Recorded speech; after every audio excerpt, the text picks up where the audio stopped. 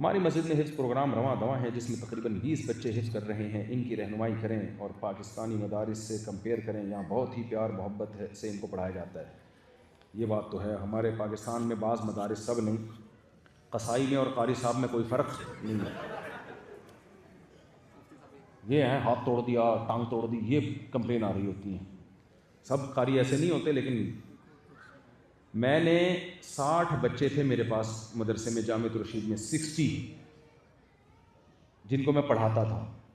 ایک کتاب تھی تعلیم الاسلام، اور میرے سامنے ایک ٹیچر بیٹھا کرتے تھے. بات بہت پرانی ہو گئی، ان ٹیچر کو بھی یاد نہیں ہوگا کہ میں ان کی بات کر رہا ہوں، اس لیے غیبت نہیں ہے انشاءاللہ اس میں. وہ بھی انہی 60 بچوں کو پڑھاتے تھے. یعنی وہ جیسے ہوتا ہے نا سیکشن اے اور بی، ان کلاس ایک ہی تھی، 120 بچے تھے، تو 60 میرے پاس، 60 ان کے پاس. اچھا، جب مجھے بچے دیے گئے پڑھانے کے لیے تو مشہور یہ تھا کہ بچے مار کے بغیر نہیں پڑھتے ہیں. بچوں پہ بہت سختی کرنی پڑتی ہے. جب بچوں کو پڑھاؤ گے تو پتہ چلے گا، بچوں کو مارے بغیر نہیں پڑھایا جا سکتا. میں نے پورے سال، مجھے نہیں یاد پڑتا کسی بچے کو ہاتھ بھی لگایا. ہنس کھیل کے ان کو پڑھایا، لطیفے سنا کے، مذاق کر کے، سب سبق یاد کرتے تھے. اور میرے سامنے بچے مرغے بنے ہوئے ہوتے تھے. مرغا تو بھول گئے ہو گے آپ لوگ، بھول گئے مرغا کیسے بنتے تھے اسکولوں میں، ہیلی کاپٹر بنتے تھے. یہاں تو سب بھول چکے ہو آپ. آپ نے یہ والے ہیلی کاپٹر دیکھے جو ہوائی جہاز میں اڑ رہے ہیں، اور مرغے، بھائی وہ اصل مرغے ہوتے تھے جو ہم اسکولوں میں بنتے تھے. کتنی ٹینشن ہوتی تھی یار اس میں.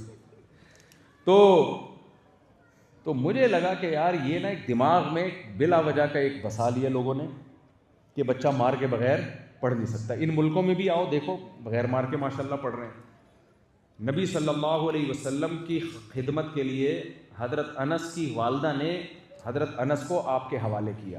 10 سال کے بچے تھے آپ، اور 10 سال نبی کی خدمت میں رہے ہیں وہ.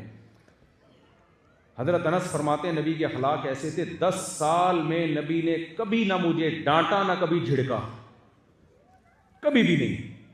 تو بچوں کے ساتھ نبی کی سیرت ہمارے سامنے موجود ہے.